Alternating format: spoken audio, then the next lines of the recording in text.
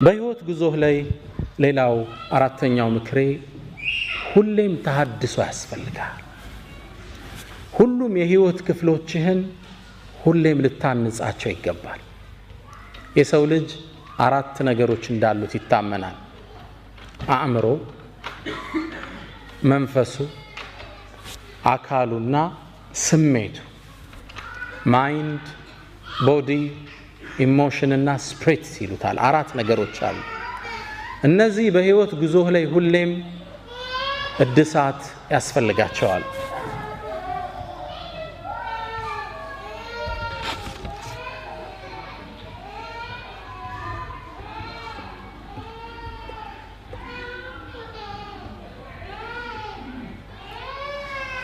ናም ኢንሻአላህ ስንት የሰውነትን ክፍል ጠራን? አንደኛ ቦዲ ያለ፣ ሁለተኛ እህቶች ምን አለ? አእምሮ አለ፣ ሁለተኛ። ሶስተኛ ምን አለ? ስሜት አለ፣ ኢሞሽን አለ።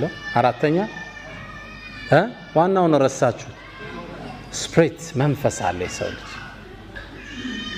እነዚህ አራቱን ሁሌም ማደስ ጥገና ያስፈልጋቸዋል። ባላንስድ ላይፍ ምንለው አለ። እነዚህ ማሟላት አለበት። አእምሮ በንባብ መልካምን ነገር በማዳመጥ ሐላል የሆኑ ፊልሞችን ቢሆን በመመልከት አእምሮ ይፋፋል፣ ይዳብራል። ግልጽ ነው። አካል ፊዚካል ኤክሰርሳይዝ በመስራት ባላንስድ ኤክሰርሳይዝ ይሉታል። የተመጣጠነ ስፖርት ማለት ነው። ብዙ ጊዜኛ ስፖርት በትክክል አንሰራማል። ነሸጥ ሲለን ጅም ነዳለን፣ ከዛ ወር እናቆመዋለን። ይሄ የበለጠ ያወፍራቸዋል። ጥንቃቄ ይወሰዱበት። እኔ እየሰራው ኮን ስፖርት መወፈር የሚል ሰው ይገጥማቸዋል። ባላንስድ አይደለም። ትለጥጠውና ምግብ ይገባል መልሰህ። ለዛ ነው ስፖርት በሳይንስ ደረጃ የሚታወቀው በሳምንት 3 ቀን ለ1 ሰዓት ያህል ግልጽ ነው። አሊያም 5 ቀን ለ20 ደቂቃ ያህል። ፎርሙላው ግልጽ ነው። 5 ቀን ለ20 ደቂቃ ያህል ዱብ ዱብ ዝልዝል ሮጥ ሮጥ ያስፈልገናል። አተነፋፈስ ይስተካከላል፣ የሰውነት ሼፕ ይስተካከላል፣ ጥንካሬ አብሮ ይወለዳል። አካል መጀመሪያ በስፖርት፣ ሁለተኛ ዳይቲንግ አመጋገብ አለ። ግልጽ ነው። አመጋገብ የተመጠነ አመጋገብ፣ ከምግብ በፊት 30 ደቂቃ ፊት ውሃ መጠጣት። ውሃ አንዳንዴ እየበላ መጠጣት በሳይንሱ አይመከርም። ከምግብ በፊት 30 ደቂቃ ፊት ውሃ መጠጣት። ውሃ ደግሞ ከምግብ በኋላ እንጠጣ ካለ 30 ደቂቃ ቆይተን መጠጣት አለብን። ግልጽ ነው። ፍሩት ብዙ ጊዜ ልመዱ ተብሏል። አሁን ተቆራርጦ አብሮ ይቀርብልናል። የፍሩት አመጋገባችን መስተካከል አለበት። ፍሩትስ ከምግብ በፊት 30 ደቂቃ ወይ 1 ሰዓት በፊት ነው መበላት ያለባቸው፣ አሊያም በኋላ። ብዙ ጊዜ ምንድነው የሚሆነው? ቀይ ወጡ ምን አልጫውን እንበላና ከጎን ደግሞ ሙዝ ብርቱካን ይቀርባል። ከላይ ከበላው ትኩስ ነገር ነውና የገባው ሙዙ ብርቱካኑን ያፈላዋል። ጥቅም የለውም። ሆዴን ነፋኝ ትላለህ አርበልተ። ሳይንቲፊክ ሪሰርች ነው መነግራችሁ። ፍሩትስ ብቻቸው መበላት አለባቸው። ቀድመው ይበላሉ፣ ጨጓራ ላይ ተነጥፈው ይቆያሉ፣ ቦታ ይዘው። በዛ ላይ ሌላ ምግብ ሲጨመር ለጤንነት ጥሩ ነውና። ሁለተኛው የምናድሰው የመጀመሪያው ምንድነው? አካል የስፖርት አንድ፣ ሁለተኛ አመጋገብ፣ ሶስተኛ ስትሬስ ማኔጅመንት ይሉታል ዶክተር ስቲቨን ኮቬ 7 Habits of Highly Effective People የሚል መጽሐፍ አላቸውና እዛ ላይ ሶስተኛው ስትሬስ ማኔጅመንት። ህይወት ያው በጭንቀት ማዕበል ትናጣለች አይደል? ሁሌም ከሐሳብ አባርተን አናቅም። ትዳር ያሳስባል፣ ስራ ያሳስባል፣ የወላጆች ጉዳይ ያሳስባል፣ ዳዕዋው ያሳስባል፣ የዓለም ሁኔታ ያሳስባል። ከስትሬስ ውስጥ አለን፣ ጭንቀት ውስጥ። ይሄ ማኔጅ ማድረግ አለብን። ህይወት ሁሉም ቤት አሳይመንት አለው አይምሰላችሁ። አእምሮ አሸብርቆ ብታዩት ግን ውስጡ የሚያስጨንቀው አጀንዳ አለው፣ አትጠራጠሩ። ስለዚህ ጭንቀት ሲመጣ ማኔጅ ማድረግ አለብን። ዱንያ ኃላፊ ነች፣ ከልኩ አያልፍም። ሁሉም ነገር ለኸይር ነው። ራስክን እየጠገንክ አካልህን መጠበቅ ወሳኝ ፓርት ነው። በህይወት ጉዞ ላይ አራቱን ጠብቃቸው። አንደኛ ምን አለ? አሁን ያነሳ ነው አካልን በአመጋገብ በስፖርት ጭንቀትን በመቆጣጠር ሁለተኛ ስፕሪት ለዚህማ ሙእሚኖች ነን መንፈስ ጥገና ያስፈልገዋል ዚክሮች ያስፈልጉና ቁርአን ዊርድ ያስፈልገናል አላህ ይወፍቀን ረመዳን ላይ ከቁርአን ጋር የተፋታን ሰዎች እንበዛለን አይደል አለ እንደ ከዛ በኋላ ያነሳ ኪታብ አይመስለኝም ቋሚ ይዞ ቢያንስ አንድ ፔጅ በቀን ሚላለ ማለት አላህ ያዘነለት ካለ ደስተኛ ነኝ ቋሚ የሆነ የመንፈስ ግንባታ ይፈልጋል ዳዕዋዎችን ዩቲዩብ ላይ ያወረድን ማዳመጥ ሲዲዎችን ማዳመጥ ኢስላሚክ ቡኮችን ማንበብ ኢማን ሊጨምሩ የሚችሉትን ኢማን ተሐድሶ ይፈልጋል አለ ሶላት እኮ እየከበደ ይመጣል እናንተ ሀገር ደግሞ አንዱ ሶላቱን መደመር ያው የቀለለ ነው የሰራው ሲስተማችሁ ኢማኑ ይላላና አንድ ላይ ተሰበስበዋል ሶላት እንዴት ነው አልኩት ውጭ የሚኖሩት አሜሪካ ወንድማለኝና አም ጉድ አለኝ ግን እንደው የምቸገረው አንዳንዴ አምስቱም ባንድ ያሰልፋቸዋል አለ በቃ ከዙር ከሱፊ እስከ ኢሻ ያለውን ኢሻ ላይ ነው ገብታ የምትሰግደውና የመንፈስ ተሐድሶ ይፈልጋል ህይወት በኢማን ጥንካሬ ካሉን ማታልፋት መከራ ነች ኢማን ሲኖር ችግሮቹ ሊያንሱብህና ደስተኛ ነህ ሁሌ ከዛ ነው ጥሩ ኢማን ያላቸው ሰዎች ሲበሳጩ ብዙ አታያቸው ከልኩ ያልፍ ዱንያ አይደለች እንዴ ላ አይሽ ኢላ አይሹ ለአኺራ ዋናው ሀገሬ ላይ አይደል እንዴ why do I bother about it ኢማን ተሐድሶ ሲጎለው ነገር ይጀመራል ባልና ሚስት አለ መግባባት ይጀምራሉ እሷም ኢማኗ ይቀንስና አንተም ግባና ኪችን ስራ እንጂ ማለት ትጀምራለች ያው ማገዝ አለባችሁ ኢንሻአላህ على كل حال ምን ይጀምራል አለ መግባባቶች ይፈጠራሉ ኢማን ተሐድሶ ይፈልጋል ጾሞች ቁርአን መቅራት እነዚህ መርሳት የለብንም ምናልባት ማይንድ ብያለሁ አእምሮ በንባብ ጥሩ ነገር በማዳመጥ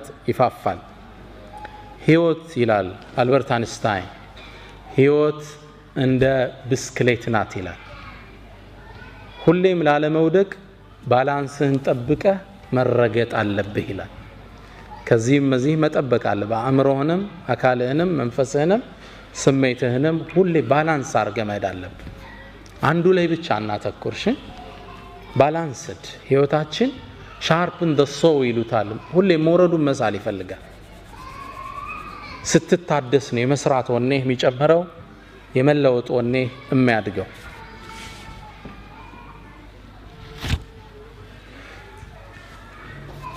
አምስተኛው ነጥብ በህይወት መንገድ ላይ ነጥቦችን ያዛችሁ ነው ነጥቦቹን ነው ሐሰን በሲዲዮ አታላችሁ ነው ያው ይደርሰናል ብላችሁ ነጥቦችን አንርሳችሁ ኢንሻአላህ ያለ ዓለማ አትኑር ብለናል መልካም ስነ ምግባር የልብ መክፈቻ ቁልፍ ነው ብለናል ሁሌም ደግ ሁን ብለናል አምስተኛ ሁሌም ተሐድሶ ያስፈልጋል ብለናል ስድስተኛ ምን ጠቅሰው ሁሉንም ማስደሰት እንደማትችል እርግጠኛ በህይወት ላይ ትልቁ ስተት በሁሉም ዘንድ ትክክለኛ ሆኖ ለመታየት ምናደርገው አጉል ሙከራ ሁሉም ሊወደህ አይችልም ሂጃብ ብትለብሺ ጸጉር የለቀቁት ይጠሉሻል መጠጥ አልጠጣም ብትል አረ ይሄ ገበሬ ነው ፍሪክ አይደለም ይሉሃል እንንተና እኛ መቅጣጨት ያለብን የአላህን ውዴታና ውዴታ ሁሉም ማስደሰት አንችል ሙእሚን ግቡ ምንድነው ቅድም እንዳለው ሪዳላህ አላህ የሆነ ነገር ስናደርግ ይሄን ሰው ይወደዋል ገሌ ተጠላዋለች አይደለም ይሄን ነገር አላህ ይወደዋል አይወደውም ይሄ ብቻ ነው ሪፈረንሳችን ሁሉንም ማስደሰት አንችል ሰው የተለያየ ራእይ ያለው ስለዚህ በየሄድንበት እንደ ውሃ ቅርጻችን መለወጥ የለብንም ትንሽ ፍሪክ ከሆኑት ጋር ስተድ የፍሪክ ቋንቋ ማውራት አንደው ሂጃብም ማይደግፉ ስታይ ጸጉርሽን በዚች ብቅ ማድረግ እነዚህ ፓርቶች ፕሪንሲፕል ያለ ሰው ነው ይሄ እኔ ሙስሊም ነኝ ዱንያ ላይ ግብ አለኝ ግልጽ ነው ትምርት ቤት ላይ እንደማየው ጎረቤት ላይ እንደማየው ሰው ልሆን አልችልም እኔ ጎል አለኝ ዱንያ ላይ አንድ አባት ለልጃቸው የሰጡት ምክር እኔም ላካፍላችሁ። አባት በእድሜ እንደገፉ ረጅም ዕድሜ ያስተማራቸውን ታሪክ ለልጃቸው መናገር ፈለጉ። ልጄ ሆይ አሉት፣ ነገ በጠዋት እንነሳለን፣ ረጅም ጉዞ ነውና ምን ሄደው አንድ አህያ አዘጋጅ፣ ስንቅም እንዳትረሳሉ። ልጁ በጣም የሚወዳቸው አባቱ ትልቅ ትምህርት ሊሰጡት ነው። ከእርሳቸው ጋር በመዋሉ ደስተኛ ሆነ። በበነጋው በሌሊት ነበር ቀድሞ ከእንቅልፎ የተነሳው። ባባ ምን ሊያስተምረኝ ይሆን? በጠዋት ተነሱ፣ ጉዞ ጀመሩ። አህያዋን እየመሩ ሄዱ። መንደሮችን እየቆራረጡ አለፉ። አጋጣሚ አባት ልጅ ነውና ልጁ ይደክመዋል ብለው ልጄ ሆይ አህያዋ ላይ አንተ ውጣና እኔ ነኝ ልጓማን እየጎተትኩ ወስደው አሉት። ልጅም ተስማማ። ላይ ቁብ አለ። አባት እየጎተቱ በመንደር ጥግ አለፉ። ሲያልፉ ዋርካው ስር ተሰብስበው የሚጫወቱ ማህበረሰቡ ክፍል አሉ። ጉድ ተመልከት አለ አንደኛ። ምን አይነት የተረገመ ዘመን ደረሰ! አባት ሽማግሌ በእግር እየሄደ ልጅ አህያ ላይ ተሳፍሮ፣ እንዴት የተረገመ ዘመን ደረሰ! ለአዛውንት ማይታዘንበት ዘመን። አባትም ልጅም ይሄን ትችት ሰሙ። መንደሯን እንዳለፉ ልጄ ሆይ ሰው እኮ ተቸነ፣ በል እኔ ላይ ልሁን፣ አንተ ልጓሟን ይዘህ ምራን አሉት።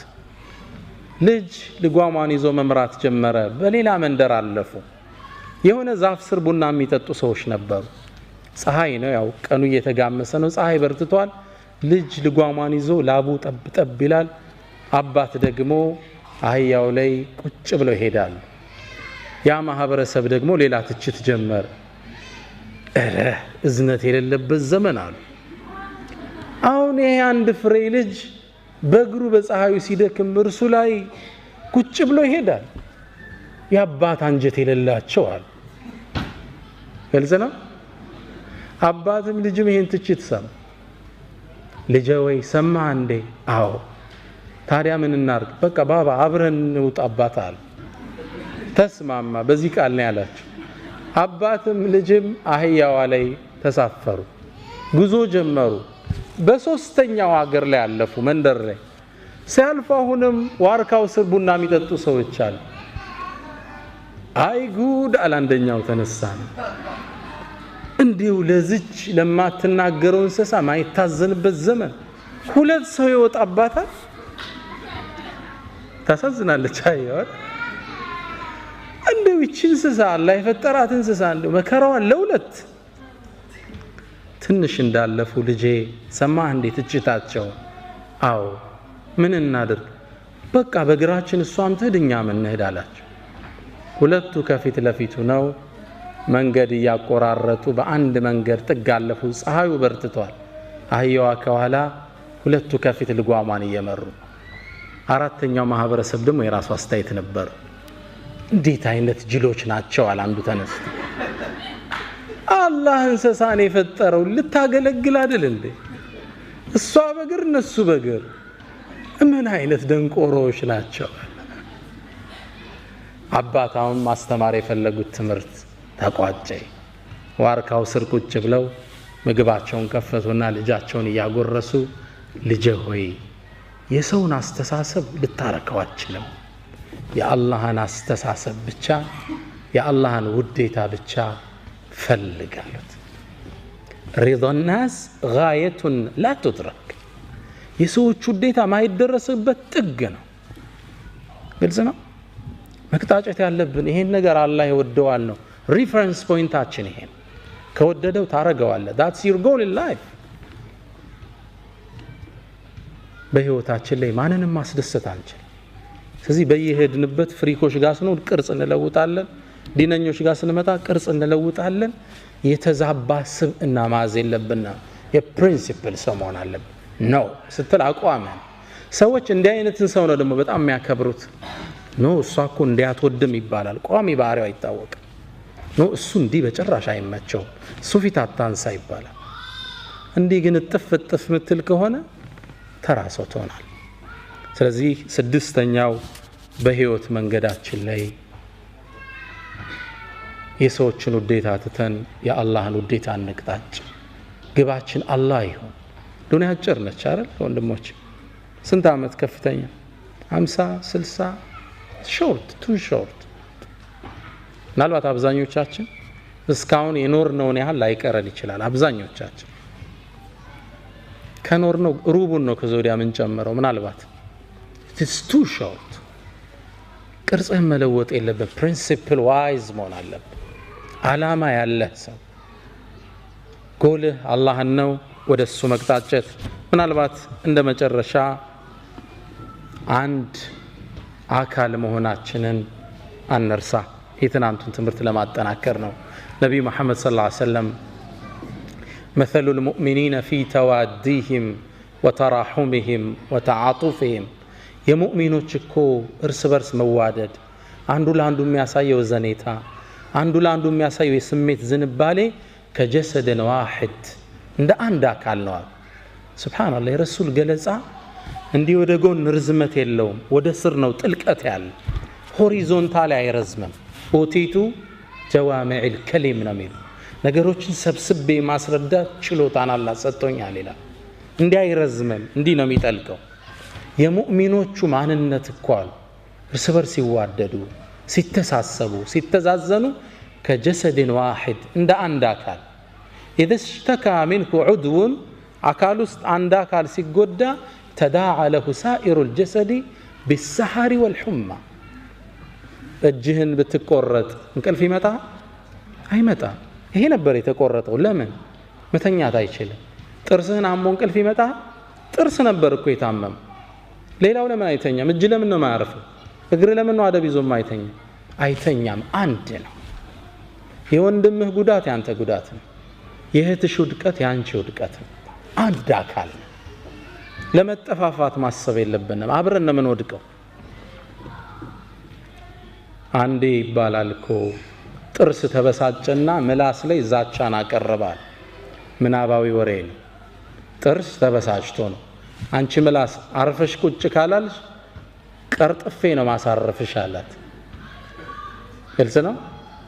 እዛው አኝኬ ነው ማሳረፍሽ፣ ስርዓት አድርጌ አላት።